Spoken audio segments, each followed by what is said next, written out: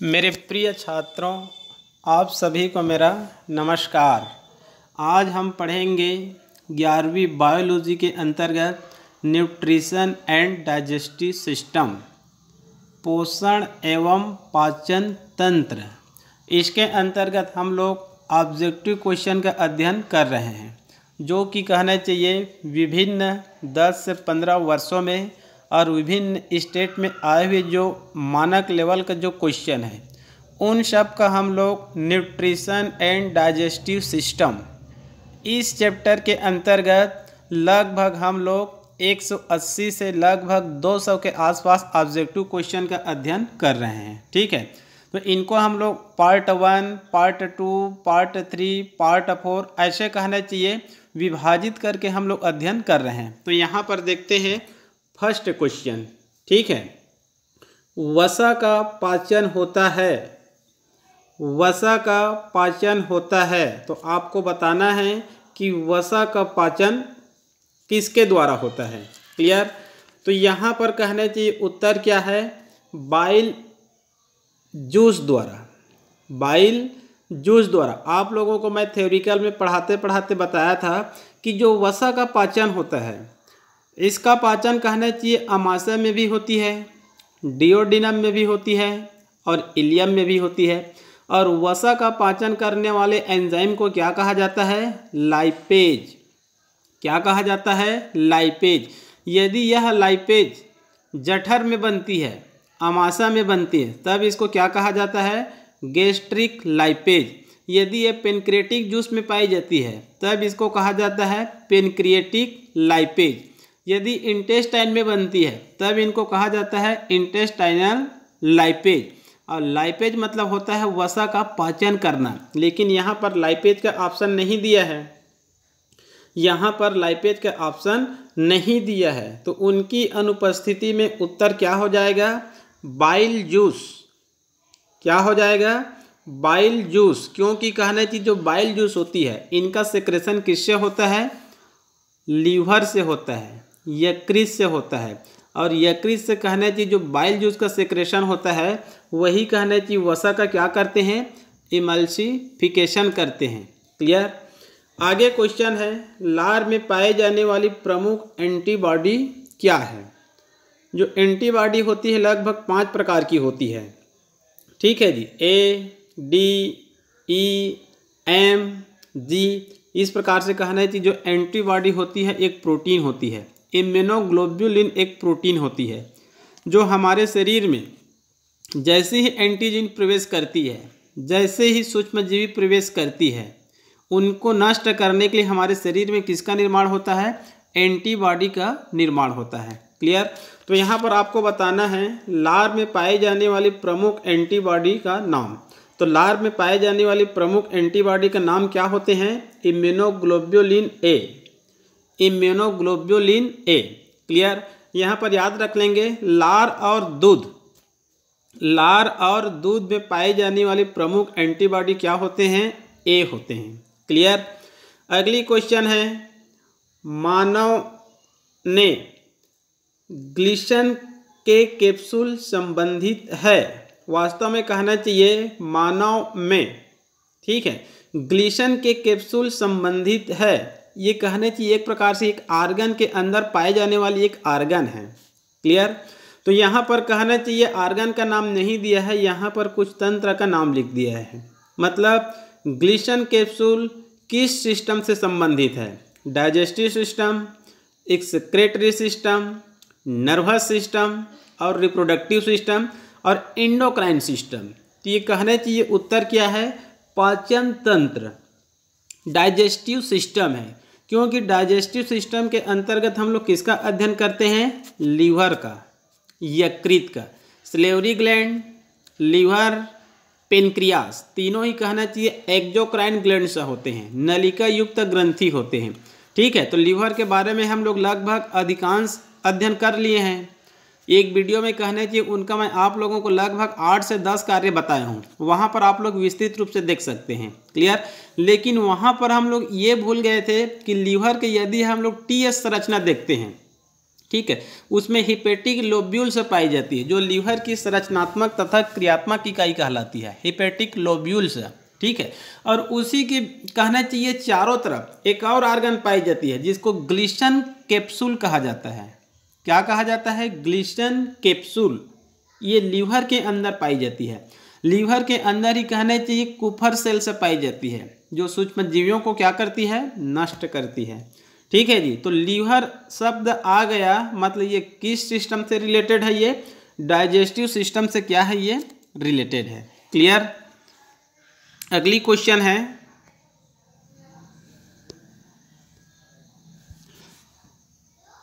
अगला क्वेश्चन है पेरोटिड लार ग्रंथियां पाई जाती है। पेरोटिड सलेवरी ग्लैंड से पाई जाती है। ये कहना चाहिए, यदि थ्योरिकल वीडियो को देख लिए हैं तो ये कहना चाहिए बहुत ही सिंपल क्वेश्चन है, इनसे आपको सिंपल क्वेश्चन नहीं मिलेगा। पेरोटिड लाल ग्रंथियां प्रेजेंट होती है कान के नीचे। कहाँ स्थित होती है? ये कान के नीचे। क्लियर? जो सलेवरी ग्लैंड से होती है 3 प्रकार की होती है, पेरोटिड, सबलिंगुअल और सब मैक्सिलरी, और तीनों ही कहना चाहिए संयुक्त रूप से एक जूस का सिक्रेशन करती है। उस जूस को कहना चाहिए सलेविया जूस या फिर लार रस कहा जाता है। क्लियर?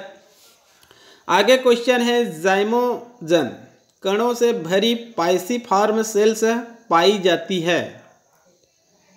जाइमोजन कणों से भरी पाइसिफॉर्म सेल्स पाई जाती है। तो यहाँ पर कहना चाहिए यदि केवल जाइमोजन यदि नाम आते और यहाँ पर अग्नाशय के जगह में यदि अमाशय होते तो यहाँ पर प्रायिकता हम लोग किसको देते? अमाशय को देते, क्योंकि अमाशय में भी कहना चाहिए जाइमोजेनिक या फिर जाइमोजन सेल्स पाए जाते हैं। तो चूँकि यहाँ पर अमाशय ऑप्शन में नहीं है, ठीक है। तो जो पाइसिफॉर्म सेल्स होती है ये वास्तव में कहना चाहिए पेनक्रियास में पाई जाती है। किस में पाई जाती है? पेनक्रियास में पाई जाती है पाइसिफॉर्म सेल्स। क्लियर? अगली क्वेश्चन है, अग्नाशय रस में होता है। जो पेनक्रियास होती है उनमें कहने चाहिए पेनक्रिएटिक जूस बनती है, और वह पेनक्रिएटिक जूस पेनक्रिएटिक डक्ट की सहायता से डिओडिनम में आती है, और डिओडिनम में आकर भोजन का क्या करती है? पाचन करती है। क्लियर? तो यहाँ पर आपको बताना है अग्नाशयी रस में कौन से यहाँ पर एंजाइम प्रेजेंट होते हैं। तो यहाँ पर उत्तर क्या है? अग्नाशय में, ठीक है जी। तो यहाँ पर कहना चाहिए ट्रिप्सिन, कीमोट्रिप्सिन, एमाइलेज और लाइपेज। यहाँ पर उत्तर है सी। यहाँ पर उत्तर क्या है? सी है ये, ठीक है। क्योंकि हमको पता है जो पेनक्रिएटिक जूस होते हैं उसमें ट्रिप्सिन और कीमोट्रिप्सिन भी होते हैं जो उत्पत्ति के समय निष्क्रिय होते हैं। बाद में कहना चाहिए जो ट्रिप्सिन होते हैं एंटीरोकाइनेस से क्या हो जाते हैं? सक्रिय हो जाते हैं। और जो कीमोट्रिप्सिन होते हैं ये भी पहले कहना चाहिए कीमोट्रिप्सिन नोजेन के रूप में निष्क्रिय होते हैं, लेकिन ये ट्रिप्सिन से क्या हो जाते हैं? सक्रिय हो जाते हैं। पेनक्रिएटिक एमाइलेज ये कहना चाहिए स्टार्च का पाचन, मतलब कार्बोहाइड्रेट का पाचन।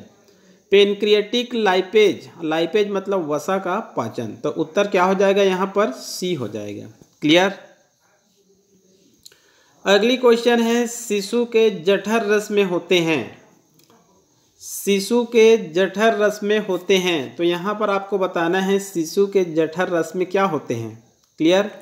तो यहाँ पर उत्तर क्या है? बी, मतलब पेप्सिनोजेन, लाइपेज और रेनिन। मतलब कुल मिलाकर आपको ये बताना है कि जो गैस्ट्रिक जूस होते हैं उसमें कौन कौन से एंजाइम पाए जाते हैं। ठीक है, पेप्सिन मतलब पेप्सिनोजेन, लाइपेज, रेनिन। इसमें कहना है कि जो रेनिन होते हैं ये दूध में पाए जाने वाले जो केसिन होते हैं, प्रोटीन होते हैं, उसको पैरा केसिन में चेंज कर देते हैं। और ये जो पेप्सिनोजेन होते हैं ये कहना चाहिए पेप्सिन है, ये कहना चाहिए प्रोटीन का क्या करते हैं? डाइजेशन करते हैं और उसको पेप्टोन और प्रोटियोसिस में तोड़ देते हैं। लाइपेज, लाइपेज मतलब वसा का पाचन। क्लियर? अगली क्वेश्चन है, टाइलिन होता है। तो टाइलिन कहना चाहिए कम अम्लीय, क्या होते हैं, कम अम्लीय। जो टाइलिन होते हैं मुख्यतः कहना चाहिए जो लार रस होते हैं उसमें प्रेजेंट होते हैं, टाइलिन या फिर एमाइलेज। और ये कहना चाहिए दुर्बल अम्लीय, लगभग कहना चाहिए 6.5।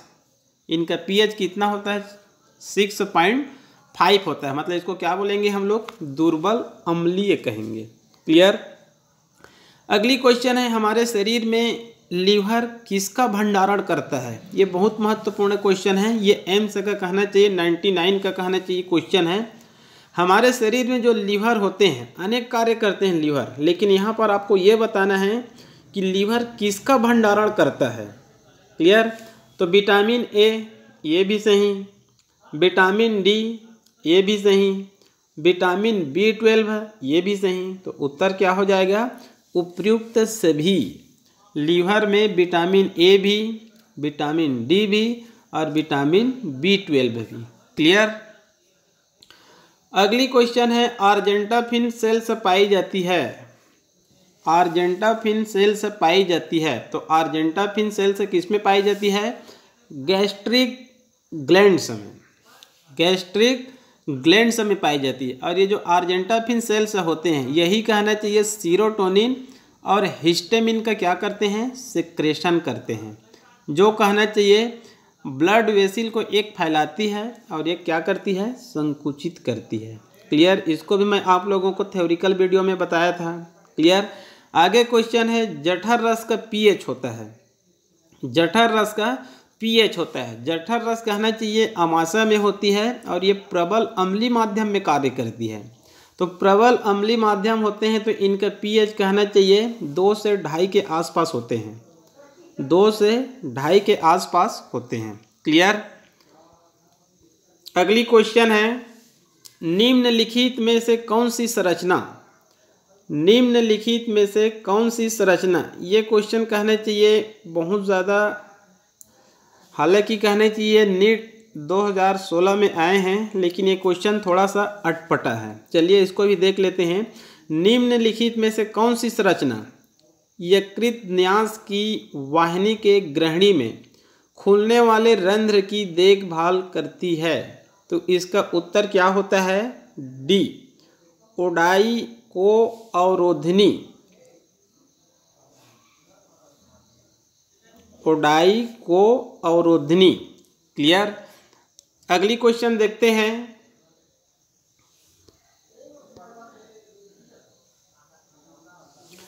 अगली क्वेश्चन है, निम्नलिखित में से कौन सी संरचना, ये वही क्वेश्चन है, रिपीट हो रहा है। अगली क्वेश्चन है, अग्नाशय में अग्नाशयी रस तथा हार्मोन स्त्रावित किए जाते हैं। हमको पता है पेनक्रियास में पेनक्रिएटिक जूस का क्या होता है, सेक्रेशन होता है। और ये भी पता है कुछ हार्मोन भी सेक्रेशन किए जाते हैं, क्योंकि अग्नाशय में कहना चाहिए alpha cells, beta cells, delta cells, F cells पाए जाते हैं। और ये चारों ही सेल्स कहना चाहिए आइजलेट्स ऑफ लैंगरहैंस में पाए जाते हैं। और ये जो आइजलेट्स ऑफ लैंगरहैंस किस में पाए जाते हैं, पेनक्रियास में पाए जाते हैं। तो इसी कारण कहना चाहिए पेनक्रियास का कहना चाहिए 99% भाग को एक्सोक्राइन ग्लैंड्स कहा जाता है और 1% भाग को एंडोक्राइन ग्लैंड्स कहा जाता है। मतलब इसको मिक्सोक्राइन कहते हैं। क्या कहते हैं इसको, मिक्सोक्राइन ग्रंथि कह सकते हैं, क्योंकि ये दोनों प्रकार के होते हैं। क्लियर। तो इसमें कहना चाहिए पेनक्रियास में पेनक्रिएटिक जूस तथा हार्मोन स्त्रावित किए जाते हैं। तो यहाँ पर उत्तर क्या है, एक समान कोशिकाओं द्वारा, ये ऑप्शन गलत। अलग अलग कोशिकाओं द्वारा, ये सही, क्योंकि कहना चाहिए जो अग्नाशयी रस होते हैं इनका सेक्रेशन कहना चाहिए अग्नाशय में कुछ कहना चाहिए एसिनस सेल्स पाए जाते हैं। क्या पाए जाते हैं इसमें, एसिनस सेल्स पाए जाते हैं। इनकी सहायता से पेनक्रिएटिक जूस सेक्रेशन किए जाते हैं। और इसमें कहना चाहिए कुछ बी सेल्स होते हैं, अल्फा सेल्स होते हैं। तो यहाँ पर उत्तर क्या हो जाएगा, अलग अलग सेल्स द्वारा दोनों का क्या किए जाते हैं, सेक्रेशन किए जाते हैं। क्लियर। अगली क्वेश्चन है, लार में एमाइलेज का पीएच क्या होता है।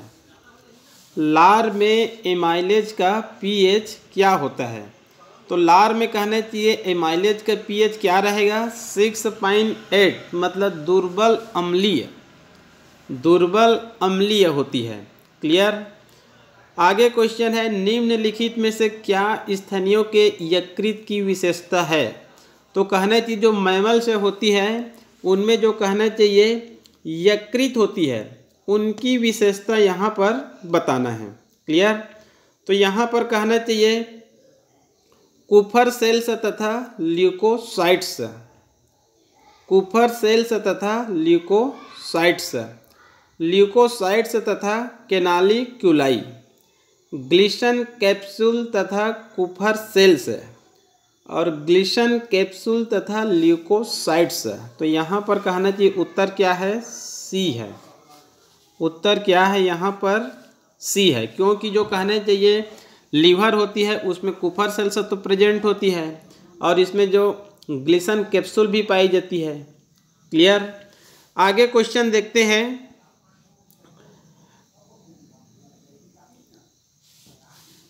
सीधे इनको देखते हैं 19 क्रमांक। ठीक है। सकस 18 में है सकस इंटेरिकस का पीएच होता है। ये कहना चाहिए क्षारी माध्यम में कार्य करते हैं। ये किस माध्यम में कार्य करते हैं, जो छोटी आंत में भोजन का पाचन होती है वो कहना चाहिए क्षारी माध्यम में होती है। तो कहना चाहिए 7.6 को कह सकते हैं। इसी प्रकार से सकस इंटेरिकस नाम किसे दिया गया है। ठीक है। तो आंतरी रस को कहा जाता है। जो कहना चाहिए आंतरी ग्रंथि होती है, क्रिप्टस ऑफ लिवर कुन होती है, उनसे कहना चाहिए जो रस का सेक्रेशन होता है उसी रस को क्या कहा जाता है, आंतरी रस कहा जाता है या फिर सकस इंटेरिकस कहा जाता है। क्लियर। अगली क्वेश्चन देखते हैं।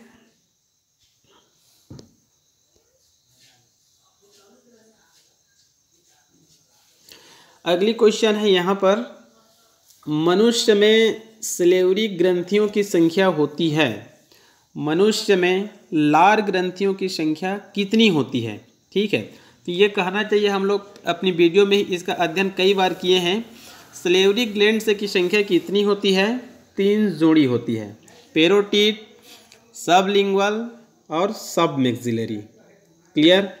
अगली क्वेश्चन है, टाइलिन एक एंजाइम है, टाइलिन एक एंजाइम है, तो उत्तर क्या है यहाँ पर, सलेवरी रस, मतलब लार रस, क्योंकि लार रस में क्या पाई जाती है, टाइलिन या फिर एमाइलेज नामक एंजाइम पाए जाते हैं। इसको कहना चाहिए विभिन्न कंपटीशन परीक्षा में पूछे गए हैं। और ये कहना चाहिए बहुत ही सरल क्वेश्चन है, क्योंकि शुरुआत में ही हम लोग पढ़ते हैं जो लार रस होती है उसमें टाइलिन या फिर एमाइलेज नामक एंजाइम पाई जाती है, जो स्टार्च को कहना चाहिए माल्टोस में क्या कर देती है, बदल देती है। क्लियर।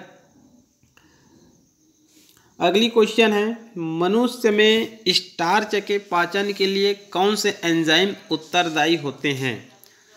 मनुष्य में स्टार्च के पाचन के लिए कौन से एंजाइम उत्तरदायी होते हैं। क्लियर। तो स्टार्च का कहना चाहिए एक तो सलेवरी ग्लैंड्स में जो कहना चाहिए टाइलिन या फिर एमाइलेज होते हैं वो भी पाचन करते हैं, सुक्रेस, माल्टेस, लैक्टेस ये भी पाचन करते हैं। क्लियर।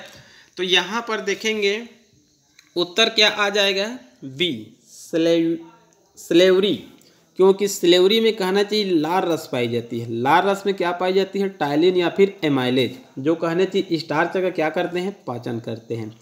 पेनक्रिएटिक, पेनक्रिएटिक में कहना चाहिए पेनक्रिएटिक जूस होते हैं, उस जूस में क्या होते हैं, पेनक्रिएटिक टाइलिन या फिर एमाइलेज होते हैं। और टाइलिन या फिर एमाइलेज मतलब स्टार्च, मतलब कार्बोहाइड्रेट का डाइजेशन।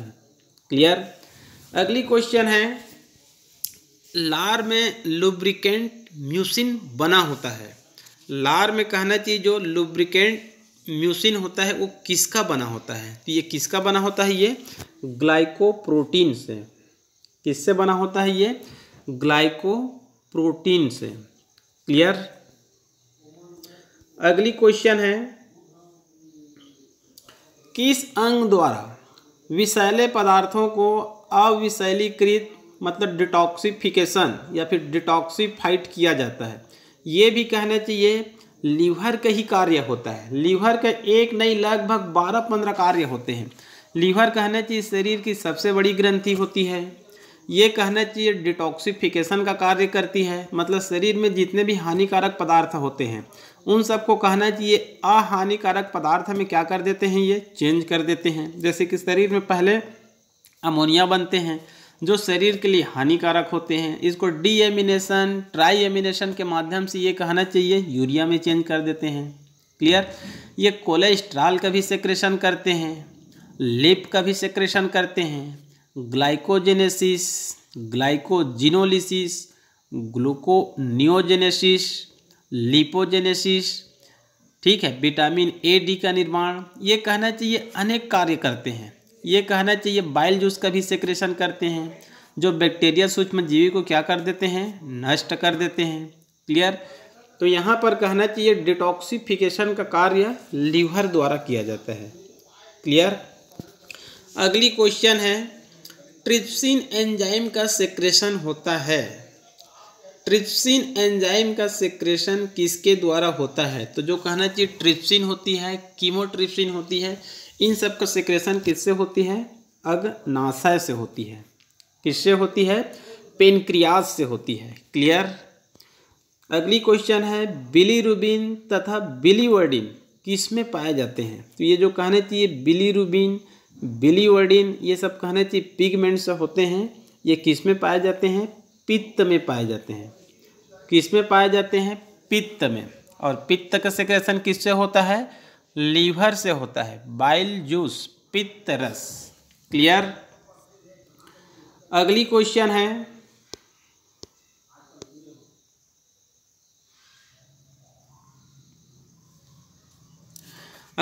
है यकृत द्वारा स्त्रावित पित्त पित्ताशय से या पित्ताशय में किस नलिका द्वारा जाता है? तो इसके लिए कहना चाहिए, मैं पिछली वीडियो में अपनी थ्योरिकल वीडियो में कहना चाहिए आप लोगों को कई बार एक चित्र बताया था, वहाँ पर मैं ये क्लियर करने की कोशिश किया था कि जो कहना चाहिए जो पित्ताशय होते हैं, क्या होते हैं? जो पित्ताशय होते हैं उसमें एक डक्ट पाई जाती है, उस डक्ट को हम लोग क्या बोलते हैं? सिस्टिक डक्ट कहते हैं। और ये जो लीवर होती है वहाँ से कहना चाहिए एक नलिका निकलती है, उस नलिका को क्या कहा जाता है? हिपेटिक डक्ट कहा जाता है। ठीक है जी। पित्ताशय मतलब गाल ब्लैडर, गाल ब्लैडर से निकलने वाली डक्ट को सिस्टिक डक्ट, लीवर से निकलने वाली डक्ट को हिपेटिक डक्ट, और दोनों डक्ट नीचे की ओर आकर बाइल डक्ट द्वारा क्या हो जाती है? जुड़ जाती है या फिर बाइल डक्ट बना लेती है। क्लियर।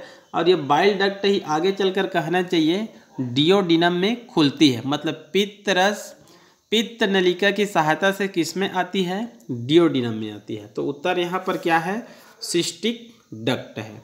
क्लियर। अगली क्वेश्चन है निम्न में से कौन सी मानव लार ग्रंथि नहीं है? तो यहाँ पर आपको बताना है इन चारों ऑप्शन में से कौन कहना चाहिए सिलेवरी ग्लैंड्स नहीं है। पहला पेरोटिड सिलेवरी ग्लैंड्स है, सबलिंगुअल ये भी है, सब मैक्सिलरी ये भी है। तो यहाँ पर कहना चाहिए उत्तर क्या है? डी है, इंफ्रा ऑर्बिटल। ये कहना चाहिए सिलेवरी ग्लैंड्स का संबंध दूर दूर तक नहीं है। क्लियर। अगली क्वेश्चन है खरगोश के पित्त के बारे में कौन सा कथन सही है? यहाँ पर आपको बताना है खरगोश के पित्त के बारे में कौन सा कथन सही है। तो यहाँ पर कहना चाहिए वर्तमान में अभी ज़्यादा क्वेश्चन रैबिट से नहीं आ रहे हैं, ये कहना चाहिए 2002 का क्वेश्चन है। उस समय सिलेबस में खरगोश भी थे, रैबिट भी थे, तो वहाँ से भी क्वेश्चन आते थे। क्लियर। वर्तमान में कहना चाहिए सिलेबस में नहीं है, लेकिन कंपटीशन परीक्षा में यदि नीट में नहीं आते हैं तो दूसरा कंपटीशन परीक्षा जो कि कहना चाहिए बायोलॉजी से ही रिलेटेड है उसमें ये कहना चाहिए आ सकते हैं। तो यहाँ पर उत्तर होते हैं सी। यहाँ पर उत्तर होते हैं सी, मतलब इसमें पित्त लवण व पित्त वर्णक पाए जाते हैं। ये जो कहना चाहिए पित्त मतलब लीवर से स्त्रावित होने वाले जूस को हम लोग पित्त रस कहते हैं।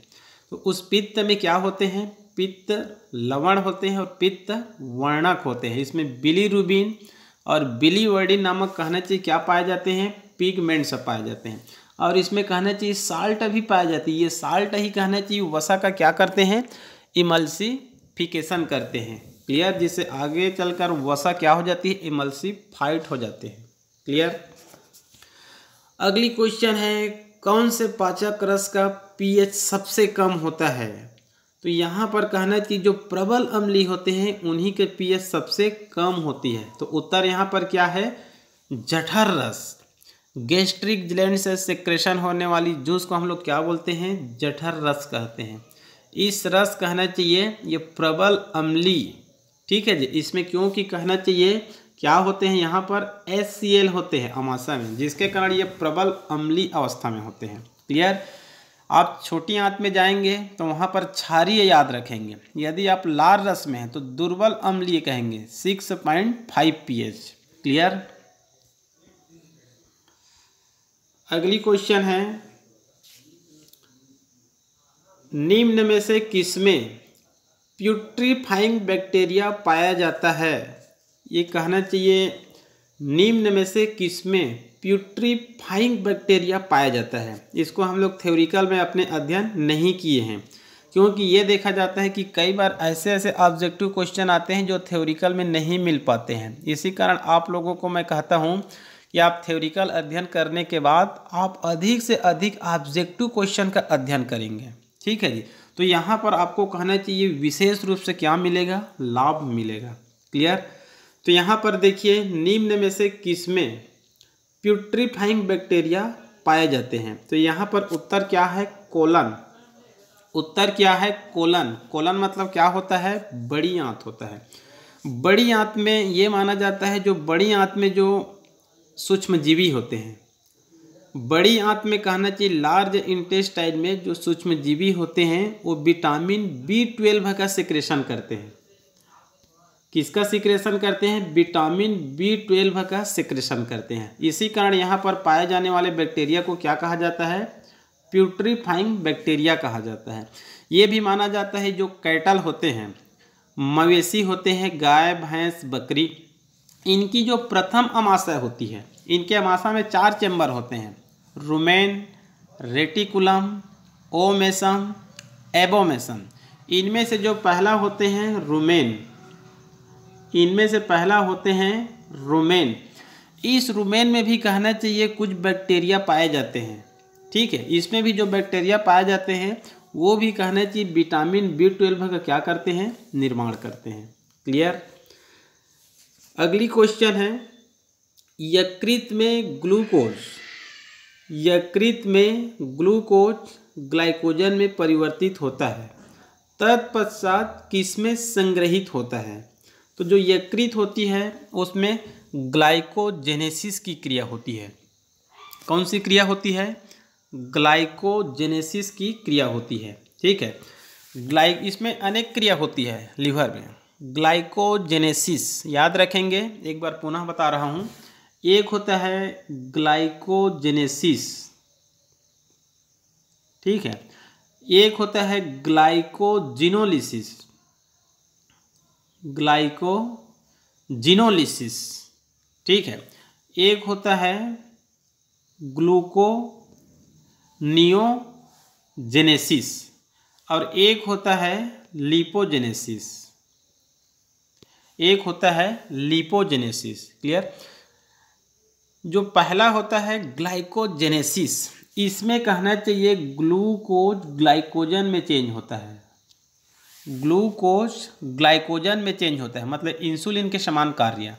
क्योंकि इंसुलिन का कार्य क्या होता है, ग्लूकोज को ग्लाइकोजन में चेंज करना।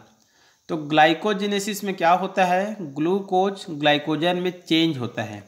सेकंड है ग्लाइकोजिनोलिसिस, ग्लाइकोजिनोलिसिस ये कहना चाहिए पहले का जस्ट अपोजिट कार्य करते हैं। क्या कार्य करते हैं, अपोजिट। मतलब इसमें क्या होगा, इसमें होगा जो ग्लाइकोजन होते हैं वो ग्लूकोज में चेंज होते हैं। इसमें क्या होगा, जो ग्लाइकोजन होते हैं वो ग्लूकोज में चेंज होते हैं। मतलब ये कहना चाहिए जस्ट उल्टे कार्य होंगे। क्लियर। और ये हो गया आपका ग्लूकोनियोजेनेसिस, ग्लूको मतलब ग्लूकोज, तो तो इसमें कहना चाहिए जो प्रोटीन होते हैं और जो लिपिड होते हैं ये कहना चाहिए ग्लूकोज में चेंज होते हैं, ग्लूकोनियोजेनेसिस में। क्लियर। ये जो लिपोजेनेसिस होते हैं, लिपो मतलब होता है वसा, तो इसमें कहना चाहिए जो ग्लूकोज होते हैं, इनमें जो ग्लूकोज होते हैं वो कहना चाहिए फैट्स में चेंज होते हैं, मतलब वसा में चेंज होते हैं, इसको लिपोजेनेसिस कहा जाता है। क्लियर। तो यहाँ पर कहना चाहिए क्वेश्चन क्या है, अब यहाँ पर हम लोग क्वेश्चन देखते हैं।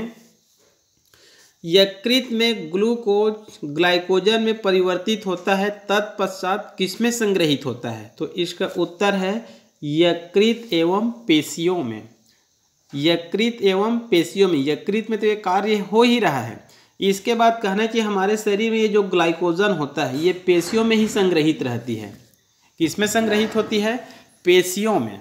क्लियर। क्योंकि जंतु स्टार्च क्या होता है? ग्लाइकोजन होता है। क्लियर। उसके बाद अगली क्वेश्चन है,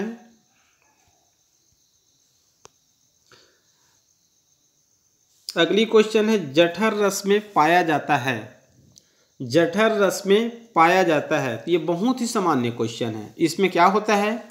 पेप्सिन, रेनिन और गैस्ट्रिक लाइपेज।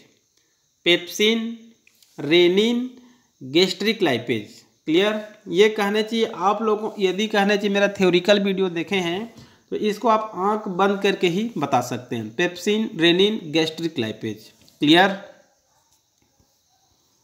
अगली क्वेश्चन है यहाँ पर, आर्जिनेज एंजाइम उपस्थित होता है, आर्जिनेज एंजाइम उपस्थित होता है, ये कहना चाहिए लीवर में।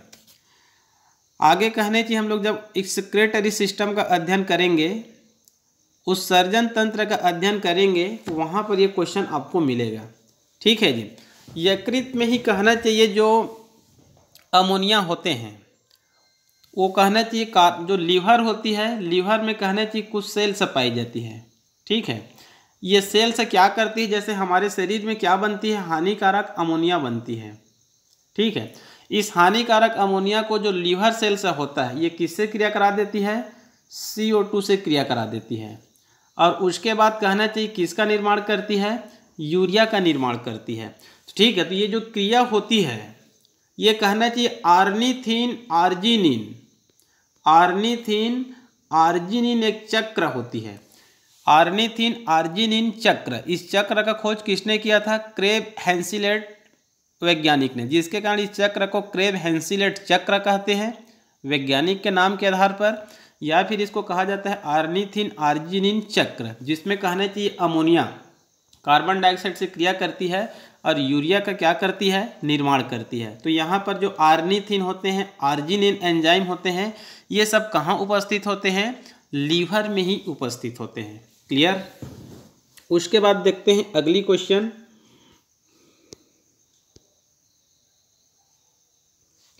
चलिए अगली क्वेश्चन देखते हैं। यकृत की कुफर सेल्स होती है, तो ये कहना चाहिए फाइगोसाइट्स होती है, भक्षक अणु के रूप में कार्य करते हैं। मतलब भोजन में जो बैक्टीरिया आते हैं, जो सूक्ष्म जीवी आते हैं, उसको क्या कर देते हैं? ये नष्ट करने या फिर मृत करने का कार्य करते हैं। क्लियर। अगली क्वेश्चन है, बाइल का सेक्रेशन निम्न में से किसकी सांद्रता के समानुपाती होती है? ये बहुत अच्छी क्वेश्चन है, क्योंकि हम सिर्फ पहले इतने पढ़े थे, जो बाइल होता है, जो पित्त होता है, इनका सेक्रेशन किससे होता है? लीवर से होता है। क्लियर। और हमको सिर्फ इतना पता है कि जो बाइल होते हैं, पित्त होते हैं, ये किनका डाइजेशन करते हैं? वसा का। ठीक है। इमल्सिफाइड कर देते हैं। तो बाइल का कहने की सेक्रेशन उतनी ही होती है कि कितनी वसा होती है, मतलब वसा कम है तो बाइल का सेक्रेशन कम होगा। वसा की मात्रा बहुत ज़्यादा है हमारे फूड मटेरियल में, तो बाइल का सेक्रेशन ज़्यादा होगा। मतलब दोनों एक दूसरे की क्या होती है? समानुपाती होती है। क्लियर। अगली क्वेश्चन है, पित्त रस का प्रमुख गुण है कि इसमें, पित्त रस का प्रमुख गुण है कि इसमें एंजाइम नहीं होते हैं। आप लोगों को मैं पहले ही बताया था, पित्त रस में कोई एंजाइम नहीं होते हैं।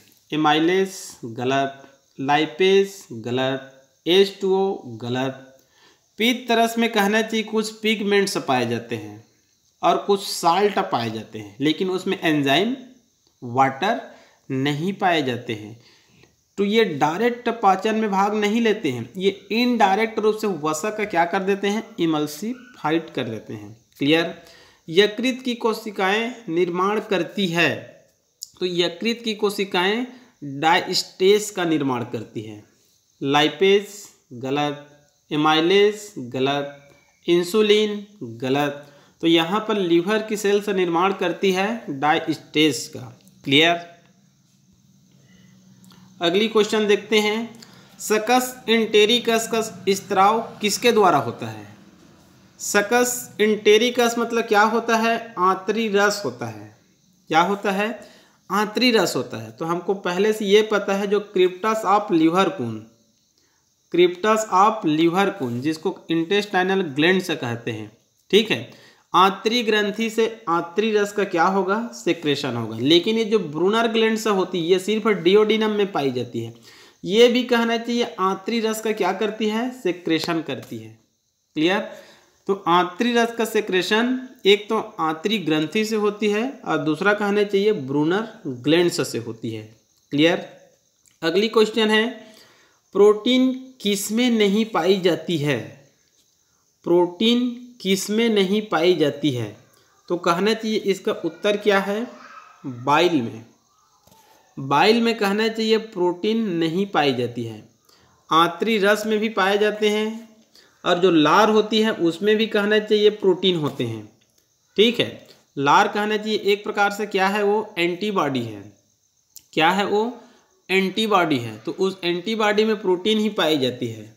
आंतरी रस में भी कहना चाहिए प्रोटीन होती है और अग्नाशयी रस में ही क्या होती है, प्रोटीन। मतलब ये डाइजेशन का वो नहीं है एंजाइम, इसमें कहना चाहिए प्रोटीन पाई जाती है। क्लियर। और बाइल में कहना चाहिए प्रोटीन इसमें नहीं पाई जाती है। क्लियर। अगली क्वेश्चन देखते हैं, वसाओं पर बाइल की क्रिया को समझाने के लिए सही शब्द है। वसाओं पर मतलब फैट्स पर बाइल की क्रिया को समझाने के लिए सही शब्द है। तो इसको हम लोग अनेकों बार कहे हैं, इमल्सिफाइड, इमल्सिफिकेशन या फिर इमल्सीकरण। क्लियर। अगली क्वेश्चन है, अग्नाशयी रस का पीएच कितना होता है। अग्नाशयी रस का कहना चाहिए पीएच कितना रहेगा, क्षारीय रहेगा, क्योंकि कहना चाहिए आंत में भोजन का पाचन क्षारीय माध्यम में होती है। क्लियर। अगली क्वेश्चन है, निम्न में से यकृत का कौन सा विशिष्ट कार्य है। निम्न में से यकृत का कौन सा विशिष्ट कार्य है। तो यहाँ पर कहना चाहिए उत्सर्जन सामान्य कार्य है, पाचन सामान्य कार्य है, हिस्टोलाइसिस सामान्य कार्य है। इनका विशिष्ट कार्य क्या होता है, ग्लाइकोजिनोलिसिस, ग्लाइकोजिनोलाइसिस या जिनोलिसिस, ठीक है। जैसे अभी आप लोग को जस्ट बताया था, एक होता है ग्लाइकोजेनेसिस, एक होता है ग्लाइकोजेनेसिस। इसमें होता है ग्लूकोज का ग्लाइकोजन में परिवर्तन। और ये जो ग्लाइकोजिनोलिसिस है इसमें कहना चाहिए जस्ट उल्टे क्रम में होती है। इसमें कहना चाहिए ग्लाइकोजन का ग्लूकोज में चेंज होना। तो ये कहना चाहिए विशिष्ट कार्य है ये सब। क्लियर। अगली कार्य है, पित्ताशय को काटकर यदि निकाल दिया जाता है तो मनुष्य के ऊपर क्या प्रभाव पड़ेगा। ठीक है। ये जो पित्ताशय होते हैं ये क्या है, ये गॉल ब्लैडर है। ठीक है। यदि इसको कहना चाहिए काट कर यदि शरीर से बाहर निकाल दिया जाता है तो हमारे शरीर के ऊपर क्या प्रभाव पड़ेगा। तो चूंकि कहना चाहिए जो लीवर होती है और जो पित्ताशय होती है दोनों से ही कहना चाहिए पित्त रस बनती है। तो मान लो कहना चाहिए इसको यदि हम लोग सर्जरी करके निकाल देते हैं तो हमारे शरीर में कहना चाहिए पित्त रस की क्या हो जाती है, कमी हो जाती है। तो पित्त रस की कमी हो जाएगी तो उत्तर क्या होगा, वसा के पाचन में अनियमितता होगी। वसा के पाचन में क्या होगी, अनियमितता होगी। क्योंकि जो पित्ताशय होते हैं, लीवर होते हैं, पित्त रस होते हैं, ये सब कहना चाहिए वसा के पाचन से ही संबंधित होते हैं। क्लियर। अगली क्वेश्चन देखते हैं, निम्न में से कौन सा अंग कोई भी पाचक एंजाइम स्त्रावित नहीं करता है? तो यहाँ पर कहना चाहिए उत्तर क्या है? यकृत। उत्तर क्या है? यकृत। यकृत पर कहना चाहिए अनेकों क्वेश्चन आए हैं, अधिकांश क्वेश्चन कहना चाहिए लीवर से ही आ रहे हैं। क्लियर। कुफर सेल्स पाई जाती है, ये भी कहना चाहिए लीवर से ही है। लीवर में कहना चाहिए कुफर सेल्स पाई जाती है। ठीक है, और यही कुफर सेल्स कहना चाहिए भोजन में जो बैक्टीरिया आती है उसको क्या कर देती है? नष्ट कर देती है। ये कुफर सेल्स केवल लीवर में पाई जाती है, किसी दूसरे आर्गन में ये नहीं पाई जाती है। क्लियर। अगली क्वेश्चन देखते हैं, यकृत रेटिकुलर ग्रंथि कहलाती है क्योंकि, ये भी लीवर से ही क्वेश्चन है। यकृत रेटिकुलर ग्रंथि कहलाती है क्योंकि, तो इसका उत्तर क्या होता है? इसका उत्तर है सी। इसका उत्तर क्या है? सी। हिपेटिक मतलब लीवर, इसमें कहना चाहिए लोब्यूल्स पाई जाती है। हिपेटिक लोब्यूल्स को ही कहना चाहिए लीवर की संरचनात्मक तथा क्रियात्मक इकाई कहा जाता है। तो यहाँ पर उत्तर है सी। लोब्यूल्स की शाखाएं एवं एनास्टोमोस एक दूसरे के साथ मिलकर जाल का क्या करते हैं? निर्माण करते हैं।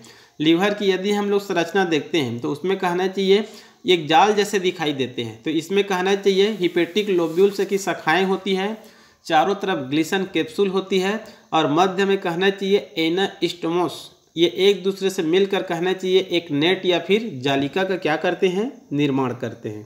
क्लियर। इसी कारण कहना चाहिए रेटिकुलर ग्रंथि कहलाती है। रेटिकुलर मतलब जालिकावत, मतलब लीवर का हम लोग टीएस देखेंगे तो कहना चाहिए रेटिकुलर दिखाई देती है, जालिका के समान दिखाई देती है। क्लियर। अगली क्वेश्चन है, एंटेरोकाइनेज तथा लैक्टोज पाए जाते हैं। ठीक है, एंटेरोकाइनेज तथा लैक्टेज पाए जाते हैं। तो यहाँ पर कहने चाहिए उत्तर क्या है? आंतरी रस है। उत्तर क्या है? आंतरी रस है, क्योंकि कहना चाहिए जो आंतरी रस होते हैं, ठीक है, आंतरी रस होते हैं, इसी में कहना चाहिए सुक्रेस, माल्टेस, लैक्टेस पाई जाती है। Sucrase, maltase, lactase. सुक्रेज मतलब सुक्रोज का पाचन करेगा, माल्टेस मतलब माल्टोस का पाचन करेगा, लैक्टेस मतलब लैक्टोस का पाचन करेगा। क्लियर। और जो एंटेरोकाइनेज, ये भी कहना चाहिए एंजाइम है, ये भी कहना चाहिए आंतरी रस में ही पाए जाते हैं, क्योंकि ये जो लार ग्रंथि है गलत, अग्न्याशयी रस गलत, बाइल में तो कोई एंजाइम नहीं गलत। तो उत्तर क्या है? यहाँ पर आंतरी रस ही है। क्लियर। अगली क्वेश्चन कहने चाहिए लीवर से ही दिख रहा है, मानव शरीर की सबसे बड़ी ग्रंथि है। मानव शरीर की सबसे बड़ी ग्रंथि क्या होती है? लीवर ही होती है। क्लियर। अगला क्वेश्चन है, कोलेस्ट्रॉल संश्लेषित होता है, ये भी कहने चाहिए लीवर से ही क्वेश्चन है। जो कोलेस्ट्रॉल होती है एक वसा पदार्थ होते हैं, एक स्टेरॉइड्स होते हैं जो हमारे शरीर में कहना चाहिए कई बार ये जो कोलेस्ट्रॉल होते हैं शरीर के लिए हानिकारक भी होते हैं। यदि इनकी मात्रा आवश्यकता से अधिक हो जाती है तो ये धमनी जो शिरा होती है, जो ब्लड वेसल होती है, उसमें चिपक जाती है, रक्त वाहिका में चिपक जाती है, जिससे ब्लड सर्कुलेशन में क्या होता है? दिक्कत होता है। ठीक है, मतलब ब्लड सर्कुलेशन करने के लिए हार्ट को ज़्यादा दबाव पड़ता है और इस कारण कहना चाहिए हार्ट की कहना चाहिए जो बीपी होती है, सिस्टोल डायस्टोल, ठीक है, तो इनका संबंध कहना चाहिए डायरेक्ट बीपी से हो जाता है। इनकी मात्रा बढ़ती है, जब चिपकती है तो नलिका की आकार छोटी हो जाती है और हार्ट और धमनी शिरा को कहना चाहिए अधिक दबाव पड़ते हैं और व्यक्ति की बीपी क्या हो जाती है? बढ़ जाती है, जिनके कारण कहना चाहिए कई बार पैरालिसिस या फिर हार्ट कहना चाहिए संबंधी रोग, मतलब जो हार्ट अटैक भी हो सकते हैं, ब्रेन हेमरेज भी हो सकते हैं। क्लियर। तो कहने चाहिए क्वेश्चन है कोलेस्ट्रॉल संश्लेषित होता है। ये जो कोलेस्ट्रॉल होते हैं एक वसी पदार्थ होते हैं, मतलब मेल फीमेल में जो सेक्स हार्मोन होते हैं उनके भी निर्माण के लिए कहना चाहिए रिलेटेड होते हैं या फिर निर्माण में क्या होते हैं, सहायक होते हैं। हमारी जो सेल वॉल होती है उसमें भी ये क्या होती है, प्रेजेंट होती है। क्लियर। ये कोलेस्ट्रॉल कहना चाहिए लीवर द्वारा संश्लेषित होते हैं, और लीवर से कहना चाहिए जो लिप होती है, लसिका होती है, उनका भी क्या होता है, सेक्रेशन होता है। मतलब आधी से ज़्यादा क्वेश्चन कहना चाहिए लीवर पर है। क्लियर। अगली क्वेश्चन देखते हैं।